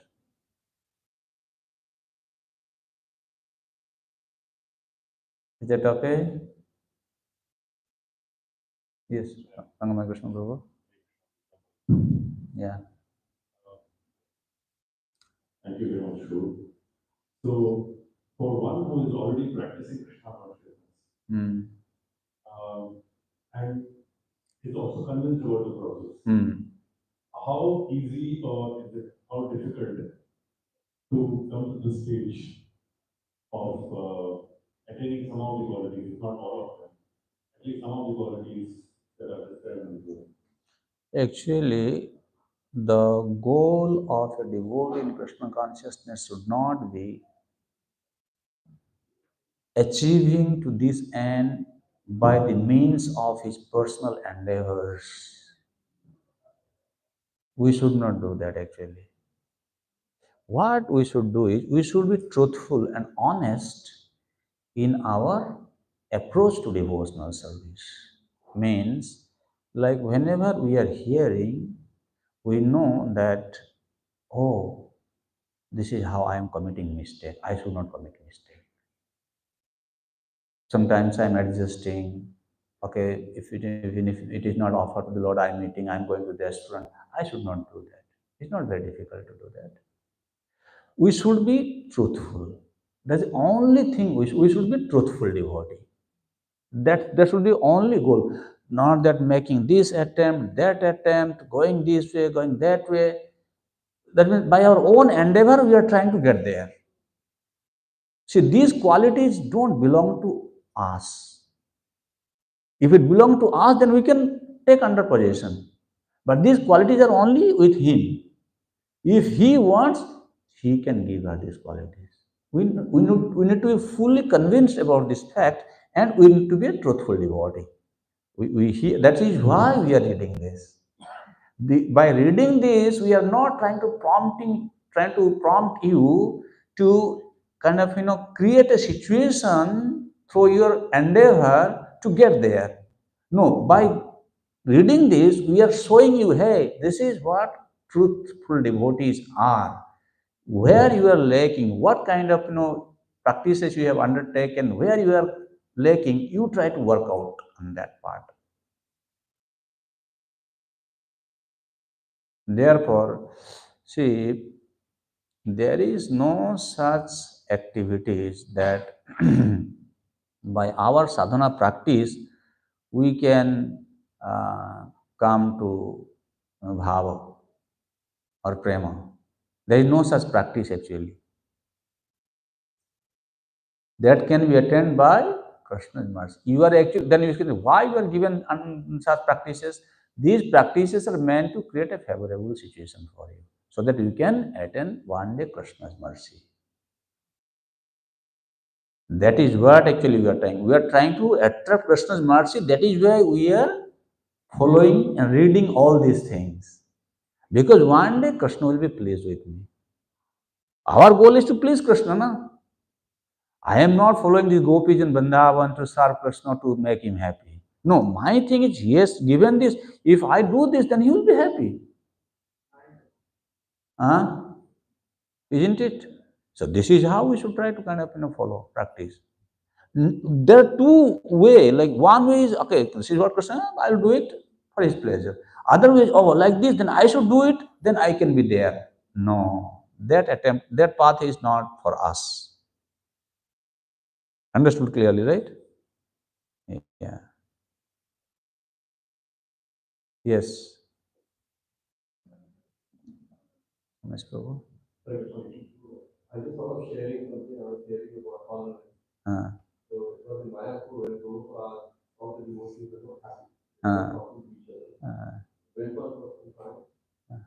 So Prabhupada asked, he went to the room and he asked each of them that we were tell me what they one by one. And then he understood, and then he made a statement. He said that you think it was easy for me when he said, when I was a president, I was a butler, right? That I was in a fridge. Where I used to keep my and I never imagined my whole life I'll do this. So, and then Jamala Mata is sharing a lot of our areas today. So she was sharing this. I just thought of sharing this. Tolerance, as you said over there, tolerance means you should not get intimidated. You should not get because I could also give an example that sometimes you say for the sake of service, I can get intimidated. That was said in tolerance because you would find or we find sometimes justify our goals or our sharing. Right. You mentioned about that sometimes Krishna presents the devotee to show us an example. Nature. And there's also understanding this given. We should never look for anything bad. So, the Bhakti House is that if you speak, someone is speak, then you are speak. Because you had a quality and that's why you speak. So I'm at a very high stage of what you want to understand aspect you mentioned. Krishna presents, it's not devoted for anybody else. It's also equal to tell us that we should not be disturbed.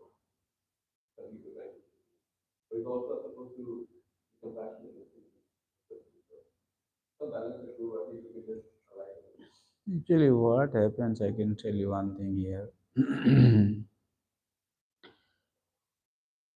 There are many, if you analyze the situations, there are many subtle things involved. For example, I can give an example. A devotee sometimes acts in a certain way under pressure. Something is expected or some situation have been created. He is trying to kind of cope up with the situation and he is not able to lose and he is not able to maintain his tolerance. He is losing his anger actually. But what happens is Krishna actually creates this kind of situation for the devotees because he wants to ensure that he for his devotee, he wants to let go this material world. But devotee doesn't understand these things. And he's always trying to kind of adjust. So that unless that realization comes, he will always be in this loop, like trying to get for devotee, or they are doing this, I have to do this. He is caught there. But he should be totally indifferent to all the situations presented, and understanding why Krishna is working like. Because there is no other cause than Krishna actually. Either Krishna is using material energy or his direct hand is there. It requires a lot of self-awareness and assertiveness about his goal in life. Everybody should be very clear about what goal I want to attain the next. That will determine his determination to accept or reject, or how he's going to deal with the situation. Sometimes he will find out, okay, he will totally completely take him out of the situation and remain fully dependent on Krishna, which Krishna wants. That is what Mahaprabhu has come to give us. It's not very easy to attain it actually, I can tell you. Very rare. But if we know, at least maybe, one day, by Krishna's mercy. But definitely, I don't know whether I'm able to, you are getting me, right? Not many people can understand what I am talking. Maybe I don't know whether others are able to connect me. Connect me? Huh? Yeah, okay, that's good then.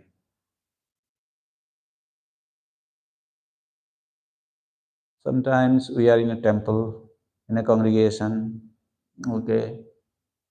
Some people, they don't cope up with me. Then what I do? I become angry actually. I lose tolerance. Why they are doing like this? Why they are doing like this? I am trying to serve Krishna. What to do if nobody cooperates? Krishna wants you to become detached. I don't see this.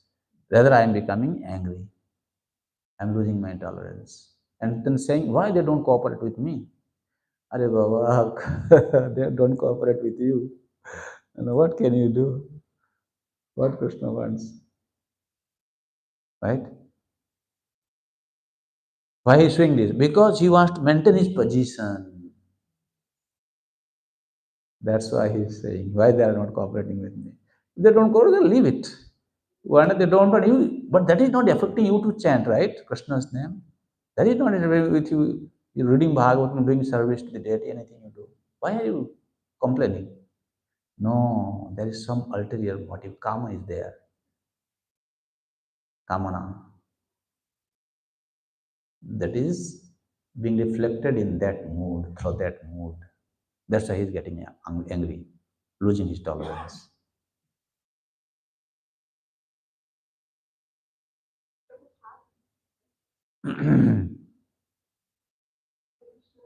Half of my question is already answered.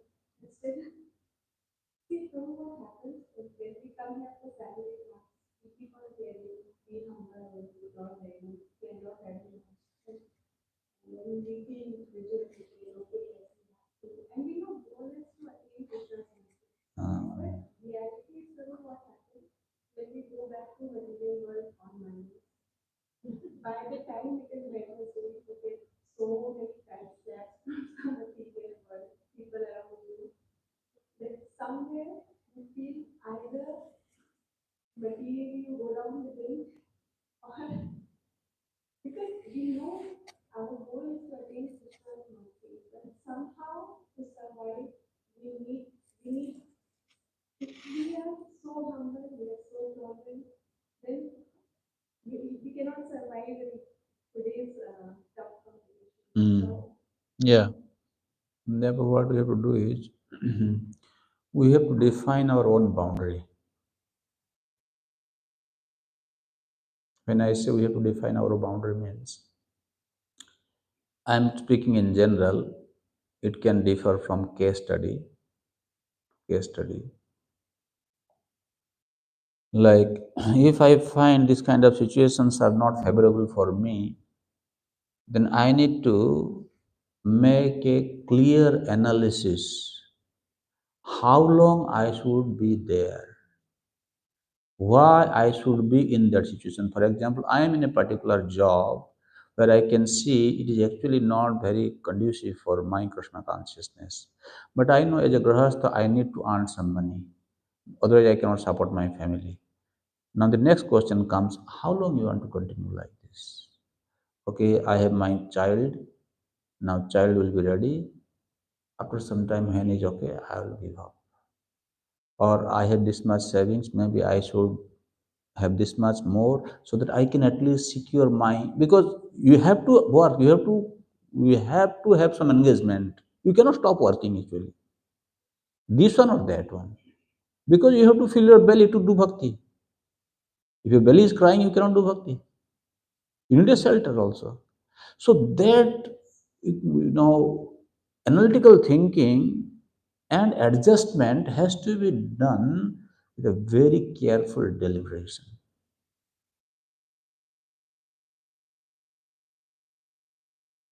For everybody, it is not only for grahasthas. Don't think only brahmachari also has to do that.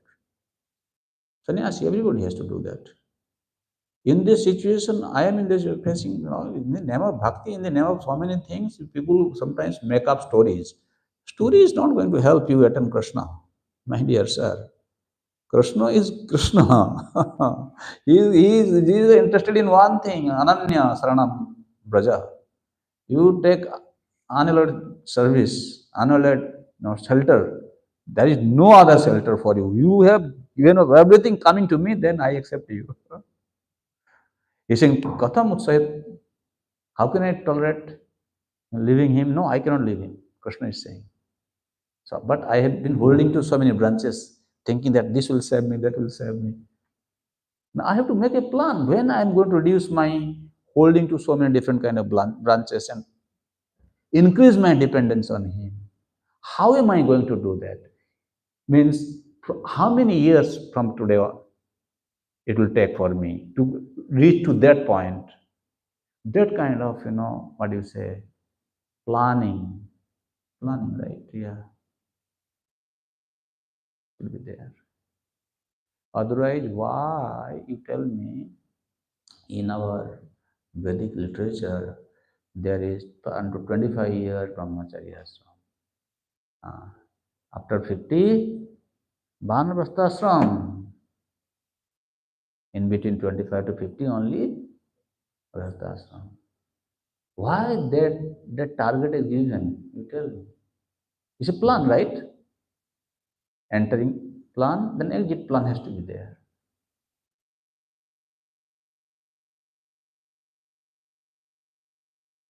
So it is the very much essential.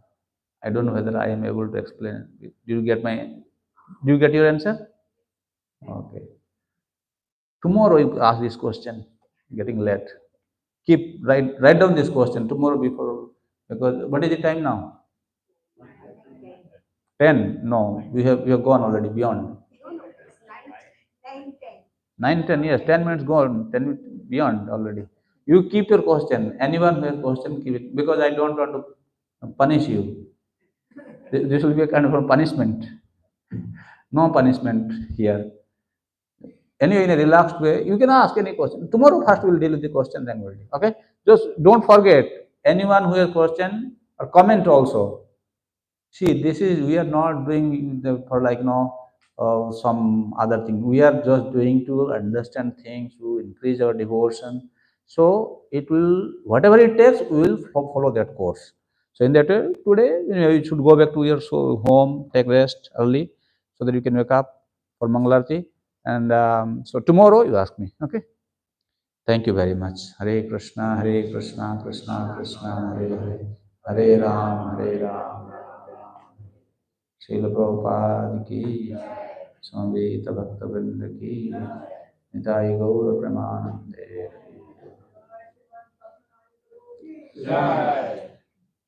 Srila Prabhupada ki.